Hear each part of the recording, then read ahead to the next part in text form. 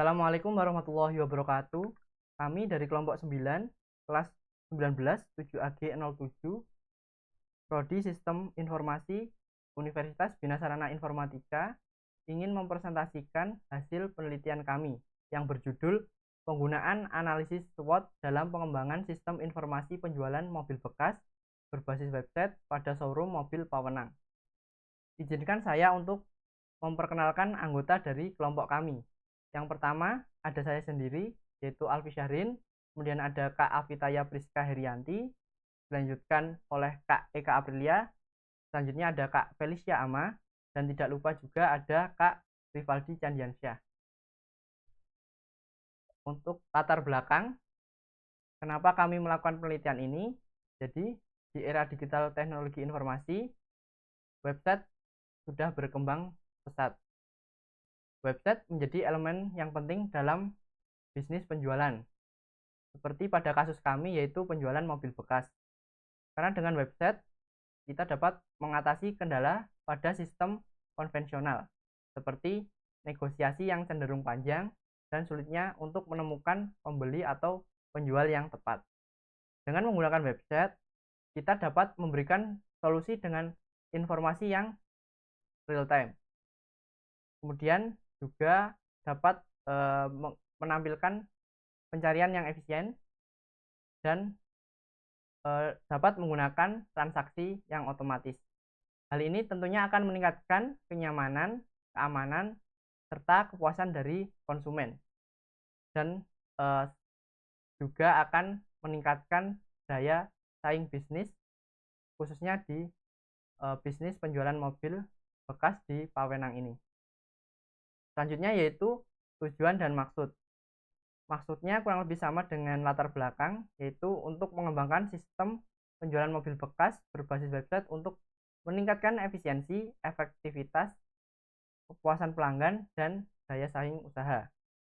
Tujuan kami yaitu yang pertama, mengidentifikasi kelemahan dan kendala sistem penjualan mobil bekas berbasis website, kemudian menganalisis kebutuhan pengguna untuk merancang sistem yang lebih efisien, dan juga mengembangkan fitur aksesibilitas, transparansi informasi, dan kecepatan transaksi.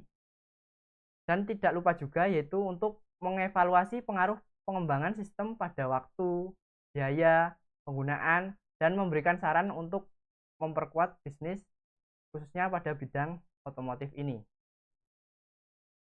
Selanjutnya, metode penelitian dan ruang lingkup yang kami gunakan. Untuk metode penelitiannya, kami menggunakan metode R&D, Research and Development, untuk mengembangkan dan mengevaluasi sistem penjualan mobil bekas secara online. Kemudian kami juga menggunakan metode deskriptif kualitatif untuk menganalisis pengaruh sistem terhadap efisiensi melalui wawancara, observasi, dan juga analisis data. Ruang lingkup penelitian ini berfokus pada pengembangan dan analisis sistem penjualan mobil bekas yang berbasis website tentunya, untuk meningkatkan efisiensi transaksi dengan fokus hanya pada website tanpa mencakup aplikasi mobil atau faktor eksternal lainnya. Kemudian tinjauan pustaka, di sini kami mencantumkan 3 bagian. Yang pertama yaitu sistem berbasis web. Dengan sistem berbasis web ini merupakan solusi yang mudah diakses dan efisien, mendukung interaksi tanpa batasan waktu dan tempat, sehingga akan mempercepat proses transaksi antara si konsumen dan si penjual. Kemudian yang kedua, kami juga mencantumkan tentang efisiensi transaksi. Dengan diterapkannya website ini tentunya akan dapat terjadi otomatisasi, sehingga seperti di pembayaran, kemudian sistem pencarian, dan notifikasi real time yang akan sangat meningkatkan transaksi, khususnya pada efisiensinya. Kemudian yang ketiga, kami mencantumkan pemasaran digital. Dengan menggunakan pemasaran digital ini akan meningkatkan visibilitas, membangun relasi, dan juga meningkatkan tren pasar. Baik, untuk selanjutnya akan dilanjutkan oleh rekan saya. Terima kasih. Analisa sistem berjalan. Sistem web penjualan mobil bekas saat ini masih memiliki kelemahan, seperti desain antarmuka yang tidak ramah pengguna, fitur penyaringan data yang kurang efektif, dan kurangnya otomatisasi pada proses penting. Perbaikan diperlukan untuk meningkatkan efisiensi transaksi dan kepuasan pengguna. Proses bisnis. Proses bisnis pada sistem penjualan mobil bekas berbasis website melibatkan dua aktor utama, yaitu admin dan pelanggan. Pada bagian admin, admin dapat membuat akun dengan memasukkan informasi pribadi. Admin dapat menambahkan, mengubah, atau menghapus informasi mobil yang dijual.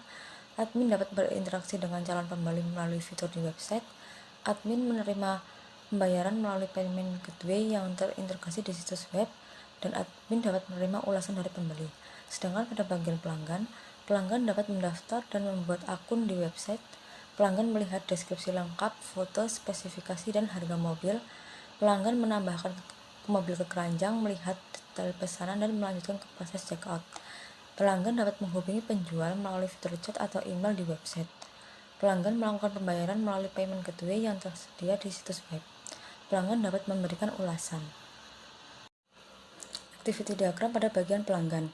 Apabila pelanggan belum memiliki akun, pelanggan dapat registrasi akun terlebih dahulu dengan masuk pada halaman login, lalu daftar akun, lalu menampilkan halaman pendaftaran.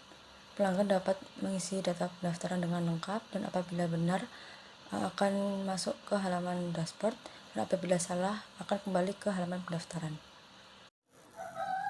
Apabila pelanggan sudah memiliki akun, pelanggan dapat langsung masuk ke halaman login, lalu isi data pendaftaran, lalu memvalidasi data.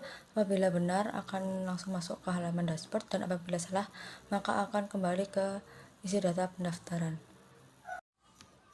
Apabila pelanggan ingin melakukan transaksi, pelanggan dapat masuk pada halaman produk, lalu memasukkan produk ke keranjang, melakukan checkout dan transaksi. Lalu penjual akan mengelola data pesanan, penjual akan mengelola data pengiriman, lalu mengirim barang. Selanjutnya pelanggan akan menerima barang. Activity diagram pada bagian admin. Apabila admin ingin login, admin masuk pada halaman login, lalu isi data pendaftaran, lalu akan memvalidasi data. Apabila benar akan masuk pada dashboard admin, apabila salah akan kembali ke isi data pendaftaran. Admin kelola produk. Admin pilih menu produk, lalu sistem akan menampilkan halaman produk, lalu menampilkan semua data produk. Admin dapat tambah produk, update produk, hapus produk, dan tambah kategori produk. Lalu sistem akan mengeksekusi data produk dan akan disimpan oleh database. Data telah tersimpan, data diubah, data dihapus, lalu sistem akan melakukan semua data produk dan selesai.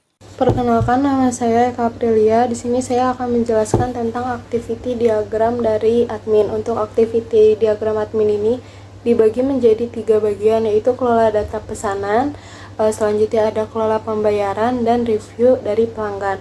Untuk yang pertama, saya akan membahas tentang kelola data pesanan.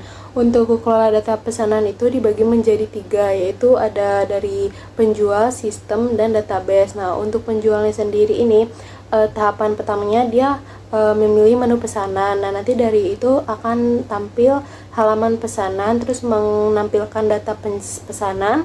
Selanjutnya nanti si penjual itu atau si admin ini bisa update status pesanan dari tentang dari konfirmasi pesanannya atau dari data yang mau diubah sama dia sampai data pesanan benar-benar sudah disimpan oleh si admin atau si penjual ini. Nah, yang kedua itu ada kelola data pembayaran. Nah, untuk kelola data pembayaran ini sama ada 3 juga, ada penjual, sistem, dan database. Nah, untuk ininya ini tahapan awalnya adalah karena di sini ada kelola pembayaran, berarti untuk tahapan awalnya itu mengenai menu pembayaran. Nah, dari menu pembayaran ini akan menampilkan tampilan pembayaran. Selanjutnya akan menampilkan semua metode pembayaran. Nah, untuk metode pembayaran ini adalah yang disediakan oleh dari pihak penjual itu sendiri.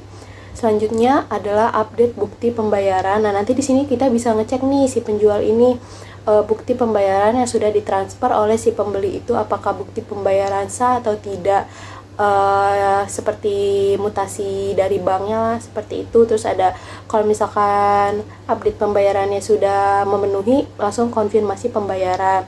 Nah, selanjutnya itu adalah mengubah data pembayarannya. Jadi mengubah dengan bahwa transaksi berhasil.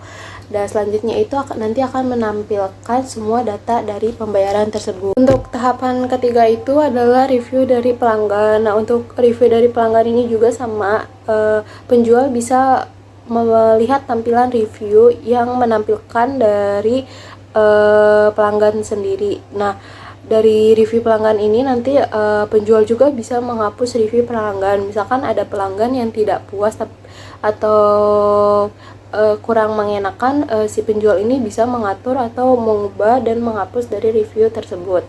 Selanjutnya kita ke use case diagram. Untuk use case diagram sendiri ini dibagi menjadi dua aktor, yaitu aktor dari pelanggan dan admin. Untuk pelanggannya sendiri itu ada tahapan registrasi yang harus dilakukan, terus ada tahapan login, terus selanjutnya ada manajemen profil pelanggan. Nah, di sini nanti si pelanggan bisa mengubah profil dari dirinya sendiri seperti nomor HP, email, dan alamat tentunya. Terus yang keempat ini ada pemesanan dan pembayaran. Nah, yang kelima ini ada ulasan yang bisa diberikan oleh pelanggan kepada penjual setelah dia melakukan transaksi, dan yang keenam adalah mencetak detail pemesanan. Nah, itu untuk tahapan dari aktor pelanggan. Untuk adminnya itu sendiri ada 4. Ada login admin, manajemen data pelanggan, dan pesanan. Nah, di sini tuh nanti data pelanggan dan pesanannya juga bisa diedit. Nah, terus ada manajemen proyek dan manajemen preview dari pelanggan. Terus desain UI UX dari customer. Untuk bagian pertama itu ada halaman utama atau biasa dikenal dengan dashboard. Di bagian ini ada home, shop, tentang kami, kontak, serta akun. Nah, di sini tuh adalah tampilan awal dari website showroom mobil. Untuk gambar yang kedua ini adalah halaman produk. Di gambar kedua ini adalah beberapa produk yang diperjualbelikan di showroom mobil ini dan mempermudah customer untuk memilih mobil apa yang mereka inginkan atau mobil yang sudah mereka inginkan untuk melihat detail-detailnya. Selanjutnya, gambar ketiga ada halaman deskripsi produk. Nah, habis mereka melihat produk yang mereka inginkan di UI UX sebelumnya, mereka bisa mengeklik gambar mobil yang mereka inginkan. Contohnya seperti di gambar ketiga ini di halaman deskripsi produk, seperti mobil Honda Brio Satya tahun 2019. Nah, di halaman ini nanti akan terdapat beberapa ulasan atau tentang kami mengenai mobil yang ingin mereka minati. Jadi di sini nanti ada terdapat tahunnya, tahun berapa, pajak aktif apa, kilometernya berapa. Nanti di website ini akan dijabarkan dengan sebaik-baiknya. Nah, jika pembeli tertarik, mereka akan langsung men-check out mobil ini. Langsung selanjutnya akan dialihkan ke UI UX data pembayaran. Nah, di data pembayaran ini si pembeli akan melihat yang pertama itu pasti nama mereka, nomor HP mereka yang sudah didaftarkan, alamat, serta harga pembayaran yang harus dibayarkan di detail data pembayaran UI UX ini. Selanjutnya itu ada desain UI UX untuk admin. Nah, untuk desain UI UX untuk admin ini di sini ada dashboard admin. Di dashboard admin ini ada empat bagian. Yang pertama itu ada produk, ada pelanggan, ada pesanan, sama pendapatan. Nah, untuk produknya ini di sini admin atau penjual bisa mengedit atau menambahkan mobil apa yang masih tersedia dan tidak tersedia. Untuk pelanggan, nah, untuk pelanggan di sini tuh adalah pelanggan yang terdaftar di showroom mobil. Nah, untuk pemesanan ini adalah mobil yang sudah dipesan, jadi kita bisa lihat juga daftar riwayatnya dan pendapatan. Nah, yang kedua itu ada gambar dari kelola produk. Nah, kita berarti ke bagian produk. Yang pertama, di bagian kelola produk ini admin bisa menghapus, menambahkan barang-barang atau produk mobil yang ingin mereka perjualbelikan. Selanjutnya ada halaman order pelanggan.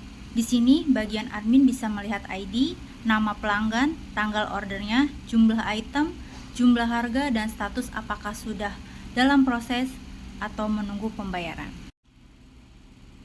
Yang terakhir adalah halaman bukti pembayaran. Admin bisa melihat customer memesan mobil jenis apa, tanggal berapa ordernya, jumlah transfer dari customer ke admin, dan customer memberikan bukti transfer kepada admin dan admin akan memberikan status apakah sudah bisa diambil atau belum.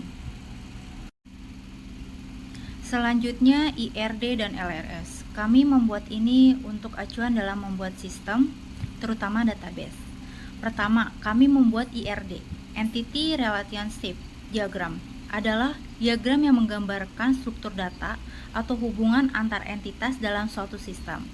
Untuk IRD di sini yang pertama ada kategori, produk, user, order, dan pembayaran. Yang pertama ada kategori. Kategori memiliki atribut ID dan nama. Yang kedua ada produk.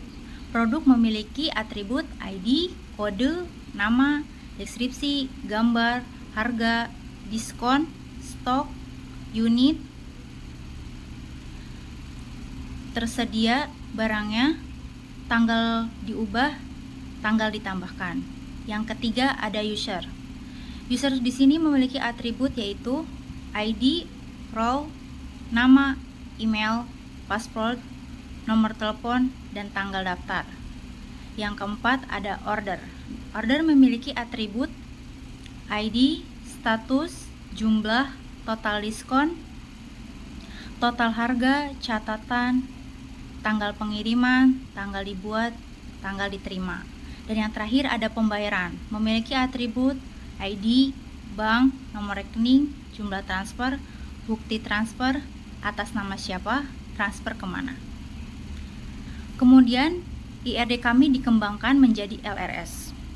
LRS atau disebut dengan Logical Record Structure, yaitu hasil dari IRD yang menunjukkan struktur record pada tabel-tabel.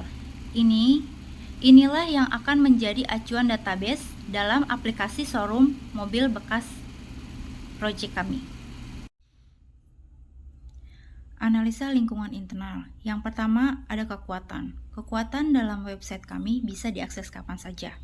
Dilengkapi fitur mobil yang diinginkan, sistem pembayaran online yang aman, serta sistem review atau rating yang membangun kepercayaan.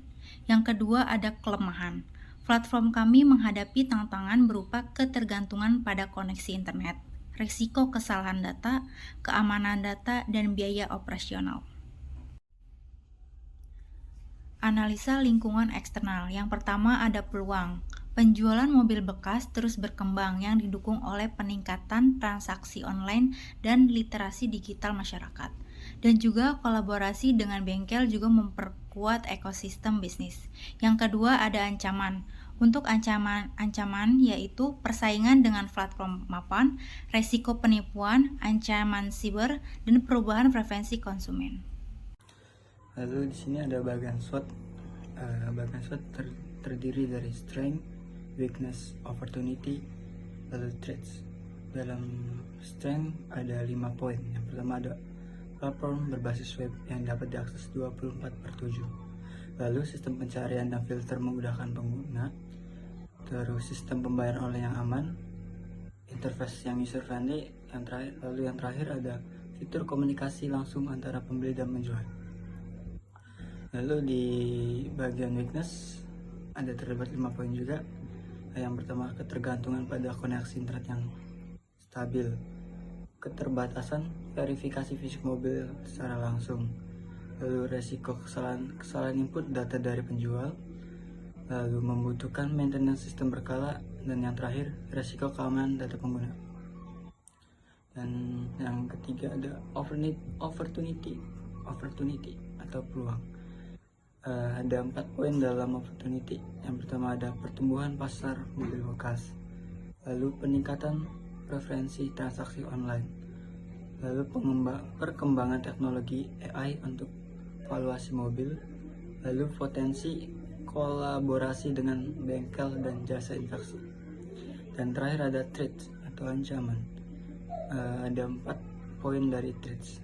Yang pertama ada kompetisi dengan platform serupa, lalu resiko penipuan dalam jual beli, dan perubahan regulasi terkait jual beli online, dan yang terakhir ada serangan cyber. Lalu ada hasil analisa.